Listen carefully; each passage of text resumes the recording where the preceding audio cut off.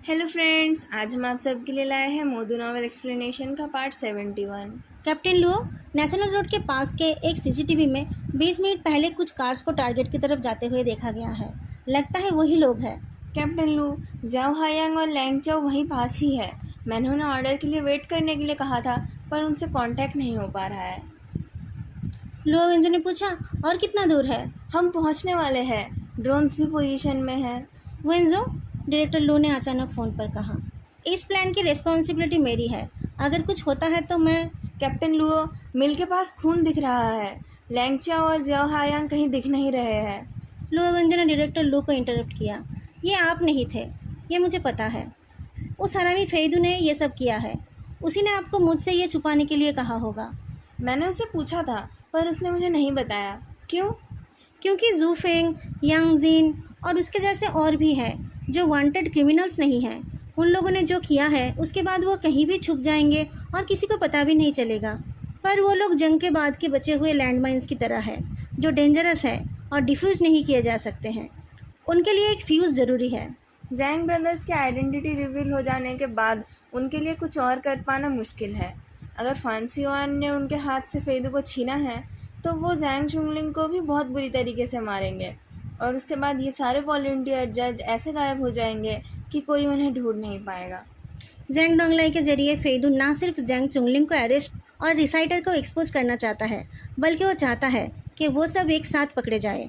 उस लूनाटिक फेदू ने सब कुछ तो ठीक से प्लान किया है, पर पता नहीं उसने अपनी जान के बारे में कुछ सोचा भी है या नहीं। इस वक्त उसके गले में एक मेटल रिंग लगा हुआ है। उस रिंग का दूसरा साइड वेजिटेबल फे चेंगू के गले में लगा हुआ है। उसका मुंह बंद है, वो कुछ बोल भी नहीं पा रहा है। 3-4 गन्स की नज़र उसकी तरफ है। एक तो उसके पीठ पर लगी हुई है। फेदू ठीक से खड़ा नहीं हो सकता। वो उसी गन के ऊपर ठेस लगाकर खड़ा है। गन पकड़ने वाले का हाथ बहुत स्टेबल है। उस पर ठेस लगाने से भी वो हिला नहीं, पर गन के मजल का चुभना कंफर्टेबल नहीं है। वो कुछ बोल नहीं सकता, पर उसने जांग चुंगलिंग की तरफ देखकर आंख मिचकाई। आखिरकार वो फेदू को बचाने आ ही गया। उसे देखने के बाद जैंग चुंगलिंग ने फे चेंगू को देखा और फिर फैंसीवान को। पता नहीं क्यों जैंग चुंगलिंग को देखते ही फैंसीवान के हाथ कांपने लगे। लो, मैं आ गया, जांग चुंगलिंग ने कहा। जैंग चुंगलिंग, फैंसीवान के एक्सप्रेशन बदल गए हैं। फेदू को लगा कि एक पल के लिए उसे फैंसीवान की आंखों में ह्यूमैनिटी दिखाई दी। इस वक्त जांग चुंगलिंग एक डूबता हुआ कुत्ता है, और फेदू ने उसे उसके टूटे हुए पैर से पकड़ लिया है। इस टाइम वो सबसे बड़ा लूज़र है, और फेदू उससे अच्छी पोजीशन में है। थोड़ी देर पहले फांसीवान ने फेदू को खतरनाक कहा, पर उस पल भी उसका एक्सप्रेशन ऐसे चेंज नहीं हुआ था जैसे कि अब जांग चुंगलिंग को देखकर हुआ है। जैंग चुंगलिंग को देखकर फैंसीवान ने कंट्रोल खो दिया। गॉड और डेमन कभी कंट्रोल नहीं खोते हैं, जो कंट्रोल खोता है वो इंसान है। फांसीवान का बॉडी पोस्चर भी बदल गया। उसने अजीब आवाज़ में कहा, 15 साल पहले नेशनल रोड 327 पर लू गुओशेंग नाम के एक आदमी ने 3 ड्राइवर्स को मारा। उस वांटेड क्रिमिनल को तुमने शेल्टर दिया था। जैंग चुंगलिंग बोल उठा, 13 साल पहले एक क्रिमिनल साइकोलॉजिस्ट पागल हो गया था और एक के बाद एक 6 लोगों को मार दिया। उसे भी मैंने पाला, पर अब वो मुझे ही काटना चाहता है। फांसीवान के बिलीवर्स गुस्सा हो गए, पर उसे कोई फ़र्क नहीं पड़ा। उसने कहा, लोहरे में छुपे रहते टाइम लू गुओशेंग ने एक बार अपना फिंगरप्रिंट छोड़ दिया था, जिससे पुलिस को खबर मिल गई थी। पुलिस ने रिवॉर्ड बढ़ा दिया तो उनके पास बहुत फ़ोन कॉल आए। कुछ लोग तो एकदम श्योर थे, पर कभी भी कोई नहीं मिला, क्योंकि सिटी ब्यूरो में तुम्हारी आंखें थी। एक पुलिस ऑफिसर को शक हुआ तो वो प्राइवेटली इन्वेस्टिगेट करने लगा, पर उसने गलत पार्टनर चुना। हाँ, ऐसा हुआ था, जैंग चुंगलिंग ने आराम से कहा। हमें वो जगह छोड़नी पड़ी। उस पुलिस ऑफिसर का नाम था। ज्याओ हायांग की मुट्ठी टाइट हो गई। वो दौड़कर आगे जाने लगा। लैंग चाओ हैरान होकर पीछे दौड़ी। उसे पीछे खींचते हुए उसने अपना कम्युनिकेशन डिवाइस निकाल लिया, पर उसके फ़ोन में कोई सिग्नल नहीं था। इसी वजह से उसके पास कोई कॉल नहीं आ रहा था। उसकी एक पल की लापरवाही से ज्याओ हायांग आगे चला गया, पर सीक्रेट पैसेज के ओपनिंग तक पहुंचते ही वो पीछे हो गया। लैंग चाओ ने उसकी नज़र को फॉलो किया और उसने खुद अपना मुंह कवर कर लिया। उसे नहीं पता था कि यहाँ पर जो होस्टेज है वो फेदू है। दोनों ने एक दूसरे की तरफ देखा। फेदू इन सब में कैसे फंस गया? वो यहाँ पर क्या कर रहा है? यहाँ चल क्या रहा है? दोनों को कुछ समझ नहीं आ रहा था। अगले ही पल फेदू को गोली मारी गई। दोनों के दिल एक पल के लिए रुक गए। गोली फेदू के पास से गुजरी, पर जैंग चुंगलिंग उनसे ज़्यादा नर्वस क्यों है? अगले ही पल उसके आदमियों ने फैंसी वन पर निशाना लगा लिया। उसका नाम मत लेना, फांसीवान ने कहा। जब उसने फेदू को गुजाओ का नाम ना लेने के लिए कहा था तब उस बात पर इतना इमोशन नहीं था। उस टाइम लग रहा था कि जैसे गुजाओ एक मेमोरियल टैबलेट है और उसकी ड्यूटी है उसे गार्ड करना। पर अब ऐसा लग रहा है जैसे कि बरसों से उसके अंदर जो दुख दर्द छुपा हुआ था, आज अचानक वो जाग उठा है, जैसे कि अचानक उसकी याददाश्त वापस आ गई है। लैंगचाओ ने जियाओ हायांग को धक्का देकर मुंह से साइलेंटली लुओ कहा। उसने इशारे से कहा, मेरे फ़ोन में सिग्नल नहीं है, मैं यहाँ हूँ, तुम कैप्टन लुओ को जाकर ढूंढो।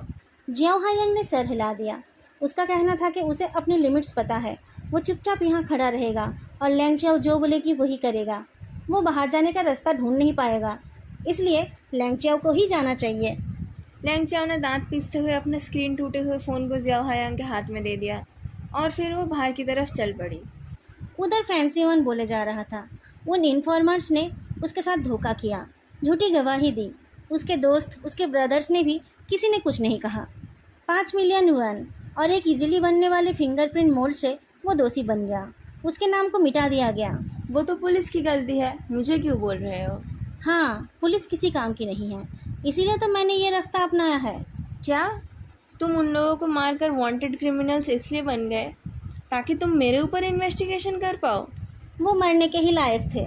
किसी वजह से रुओबिंग ने फेदू की तरफ देखा तो उसकी नज़र फेदू से मिली। फेदू की आंखें एक आईने की तरह शांत थी जिसमें उसे अपने दिल की रिफ्लेक्शन दिखाई दी तो वो इरिटेट हो गई, पर फेदू की आंखों में एक मुस्कान थी। बिन्हाई के वेस्टलैंड में उन सबकी आत्माएं हैं जिनको तुमने मारा है। जैंग चुंगलिंग, क्या तुम अपना गुनाह कबूल करते हो? जैंग चुंगलिंग हंस उठा। तुमने ही दोंगचियन के जरिए जो जुनमाओ को मारा, वेई जांगहोंग के बेटे को तुमने ही मर्डर करवाने के लिए उस्काया था। तुमने पता नहीं और क्या क्या प्लॉट किया है। मुझ में और तुम में क्या फ़र्क है? फैंसी वन एक हॉरिफाइंग एक्सप्रेशन के साथ बोलता है, मैं इसलिए पूछ रहा हूँ क्योंकि आज तुम उस तरीके से मरने वाले हो जिस तरीके से तुमने किसी को मारा है, समझे? जियाओ हायांग के रोंगटे खड़े हो गए। उसे पता है कि गुजाओ कैसे मरा था। ऐसी अजीबोगरीब जगह पर केरोसिन और बॉम्ब छुपे रहना मुमकिन है। हिम्मत है तो नीचे देखो जैंग चुनलिंग, तुम्हारे पैरों के नीचे आग है। पुलिस की ड्रोन पहले आकर पिक्चर भेजने लगी और उसके पीछे पीछे पुलिस भी आ गई। बाहर पहरा देने वाले लोग खबर देने के लिए उस कुटिया की तरफ जाने लगे। लैंगचाओ को एंट्रेंस की लाइट दिख गई थी, पर पैरों की आवाज़ सुनकर वो रुक गई। अच्छे से सुनकर उसे पता चला कि बाहर 3 लोग हैं। उनके हाथ हथियार भी होंगे। वो गोली नहीं चला पाएगी, पर उसे जल्दी काम करना पड़ेगा, नहीं तो जियाओ हायांग और फेदू को खतरा है। कैप्टन, यहाँ इतना सन्नाटा क्यों है? लुओवेन जो कार रुकने से पहले ही उतरकर दौड़ने लगा था, वो मिल के सामने आ गया था, पर वहाँ गन फायर या लोगों की वॉइस सुनाई नहीं दे रही थी। बस मरे हुए लोग और बहता हुआ खून दिख रहा था। लोरेंजो गिर गया। ऐसा नहीं हो सकता, अभी तक ये खून नहीं सूखा है। अगर वो लोग भाग भी गए हैं तो ज़्यादा दूर नहीं जा सकते। मेरी बात सुनो, यहाँ क्रिमिनल्स को छुपा कर रखा जाता था। वो लोग शायद अंदर ही है। सर्च करो, कुत्तों को ले आओ। लैंगचाओ दीवार से चिपक कर अंधेरे में मिली हुई थी। जैसे ही एक आदमी उसके सामने से गुजरा, उसने टांग अड़ाकर उसे गिरा दिया। जैसे ही वो गिरा, उसने उसके गर्दन के पीछे वार किया। दूसरा आदमी देखने आया कि क्या हुआ। अचानक अंधेरे से कोई निकल कर आया और उसके पेट के नीचे घुटने से मारा और उसका गर्दन पकड़ लिया। जैसे ही वो गिर गया, लैंगचाओ ने गन और लॉन्ग स्टिक निकाल लिया। पर तब तक तीसरे आदमी को पता चल गया था। वो चिल्लाकर किसी को बुलाने गया और साथ ही लैंगचाओ की तरफ कूद पड़ा। लैंगचाओ ने अपनी लाठी से उसके गले में मारा। उस आदमी ने उसका हाथ पकड़ लिया, पर लैंगचाओ ने जल्दी ही उसे काबू में कर लिया और फिर उसके सीने में गन लगाकर उसे सीक्रेट पैसेज के पास ले गई और उसे भी बेहोश कर दिया। फिर एक रस्सी से उसे बांधकर उसके मुंह में अपना जैकेट डाल दिया। उसने अच्छा काम किया है। अच्छा हुआ जियाओ हायांग के बदले वो खुद आ गई थी। जियाओ हायांग को ये सब पता नहीं चला। वो टेंस्ड होकर खड़ा रहा। फेदू उससे बहुत दूर है। उसके पास पहुंचने के लिए उसे 5-6 लोगों को पार करना पड़ेगा। फैंसी वन ने कहा, जला दो। जियाओ हायांग ने गन निकाल ली, पर कोई आग नहीं जली। एक पल के साइलेंस के बाद जैंग चुंगलिंग ने हंस पड़ा। तुम्हें लगा कि तुम यहाँ कोई ट्रिक कर पाओगे? फैंसी वन, ये मेरी टेरिटोरी है। मैंने इसे अपने खून पसीने से खुद बनाया है। जियाओ हायांग ने ये एक्सपेक्ट नहीं किया था, पर इससे पहले कि वो चैन की सांस लेता, फैंसी वन ने फेदू की तरफ गन का निशाना लगा लिया। ठीक कहा, मरना और जला देना तो तुम्हारी स्पेशलिटी है। मैं उसमें कैसे तुम्हें हरा सकता हूँ? पर तुम्हारी बेटे की ज़िंदगी इसके हाथ में है। जो आदमी फेदू के पीठ पर गन लगाकर खड़ा है, उसने फेदू के मुंह से टेप खोल दिया।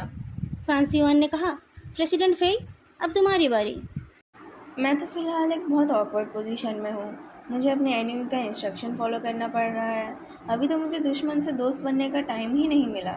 फेदू के गले में मेटल रिंग अभी भी टाइट नहीं हुई है, पर उसे एक फेमिलियर सेंसेशन हो रही है। उसे बात करने में बहुत तकलीफ़ हो रही है। वो किसी तरीके से बोलता है, चेयरमैन जैंग अभी गोली से मेरे सर पर छेद कर देना चाहते हैं। डॉक्टर्स का कहना है कि मैं 3 महीने से ज़्यादा नहीं जीऊँगा। मैं मरने के लिए रेडी हूँ। अब आप देख लीजिए, आप पहले मुझे मारते हैं या फिर मैं पहले उसे मारता हूँ। फैंसियान ने फेदू की तरफ इशारा किया। मैं नहीं मरना चाहता, मैं बीमार नहीं हूँ, फेदू ने कहा। डायरेक्टर जैंग, दोंगलाई ने आपसे कांटेक्ट नहीं किया? जैंग चुनलिंग के माथे के भेंस खड़े हो गए। दोंगलाई के फ़ोन से हर एक मिनट एक फ़ोटो भेजी जा रही है, जिसमें बना हुआ दोंगलाई एक काउंटडाउन बोर्ड लेकर बैठा है। लेटेस्ट फ़ोटो में 3 मिनट का टाइम दिख रहा था। ये जांग चुंगलिंग की टेरिटरी है। सारे केरोसिन को हटाकर फांसुआन की टीम के सबको मार देना उसके लिए कोई बहुत बड़ी बात नहीं है। बचपन से ही उसकी ज़िंदगी में अपने लोगों की कमी थी, इसलिए जांग दोंगलाई, जो कि उसका अपना खून है, उसके लिए उसकी जान से ज़्यादा प्यारा है। यहाँ पर 3 लोग और विदेश में 1। ये 4 एक डेडलॉक में फंस गए हैं और टाइम बीते जा रहा है। लगता है कि इस इक्विलिब्रियम को तोड़ने के लिए हम में से किसी एक को मरना पड़ेगा, फांसियान ने कहा। आपकी टेरिटरी है, आप बताओ। जियाओ हायंग चार्ज करने के लिए रेडी है, पर उसे सिचुएशन समझ नहीं आ रही है। लैंग चाओ दौड़कर सीक्रेट पैसेज के एंट्रेंस तक गई, पर कुछ सोचकर बाहर न जाकर वो दीवार पर 2 बार टैप करती है। ऐसा लग रहा है जैसे कि उसका टूटा फ़ोन एक ब्लेसिंग है। टैप करते ही बाहर से किसी ने पूछा, क्या हुआ? लैंगचाओ ने एक गहरी सांस छोड़ी। उन तीनों ने बाहर किसी को पहरा देने के लिए रखा है। जैसे ही उस आदमी ने अंदर झांका, लैंगचाओ ने अपनी हथकड़ी को फेंका। हथकड़ी उसके पैर में फंस गया तो उसने उसे खींचा। वो आदमी गिर गया और उसने चिल्लाकर लैंगचाओ को लात मारा।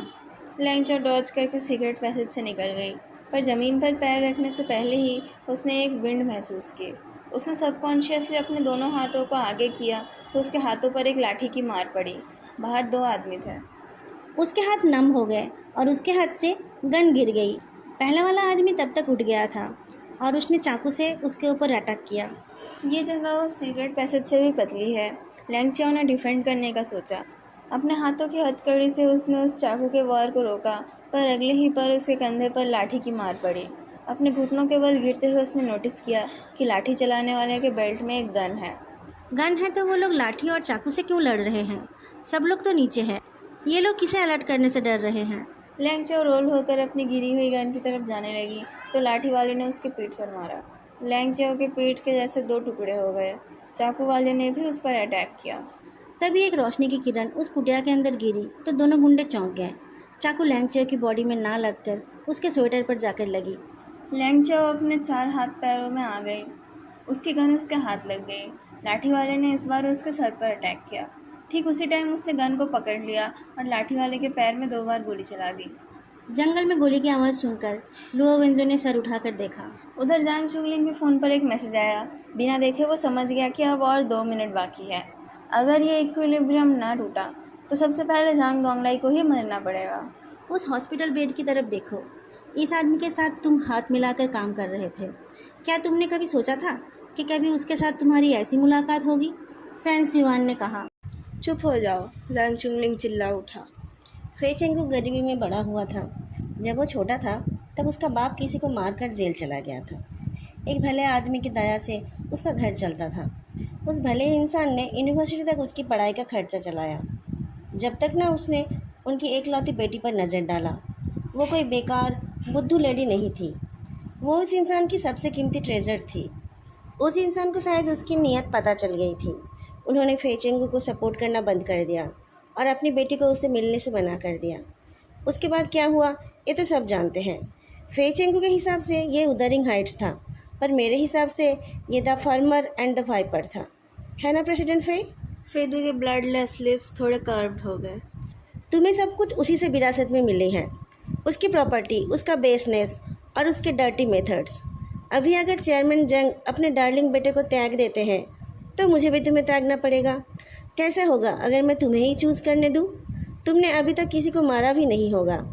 तुम्हें ही ये मौका मिलना चाहिए। फेदू अपने गले की रिंग की तरफ देखता है।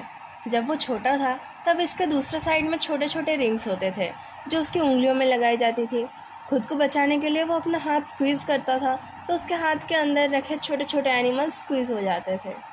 बाद में उसे चेंज करके दूसरे साइड में भी एक मेटल रिंग डाल दिया गया और दोनों के बीच एक हैंड ग्रिप लगा दिया गया, जिसे स्क्वीज करने पर सामने वाले का दम घुटता हुआ चेहरा दिखाई देगा।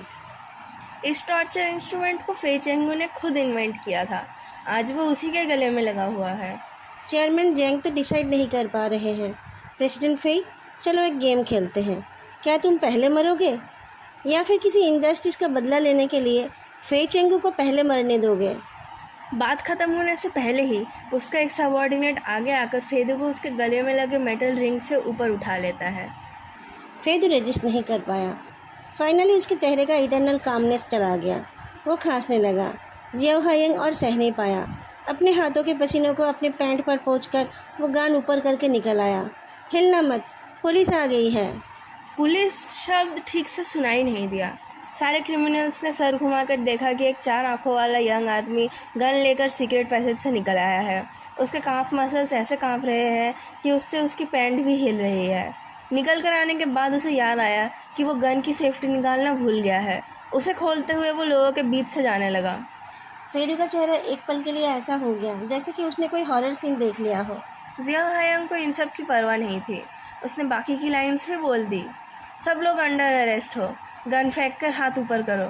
किसी ने उस पर ध्यान नहीं दिया। टीचर फन, मैं इस इक्विलिब्रियम को तोड़ रहा हूँ। फेदू की आंखें जल उठी। मौका मिलते ही वो बोलने लगा।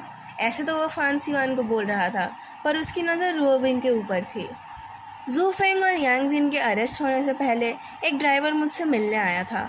उसका कहना था कि वो आपका आदमी था। वो बहुत स्लॉपी था।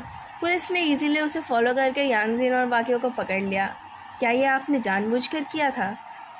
रुओबिंग ने व्हीलचेयर को ऐसे छोड़ दिया जैसे कि उसका हाथ जल गया। फू जिया हुई का भंडा फूट गया था। ऐसे में यांग जिन और किसी काम की नहीं थी। उल्टा उससे जांग चुंगलिंग को भी कुछ ओपनिंग मिल जाता। आपने उसे और जू फेंग को एक साथ करके। रुओबिंग विश्वास नहीं कर पा रही थी। वो गर्दन हिलाते हुए पीछे हो गई। किस लिए वेट कर रहे हो? फांसियान मेटल रिंग को कंट्रोल करने वाले पर चिल्ला उठा। एक्सपोज कर दिया, साथ ही उनको गन्स और मिसलीडिंग वार्निंग दे दिया। क्योंकि फेदू की बोलती बंद हो गई क्योंकि उसके गले का मेटल रिंग टाइट हो गया।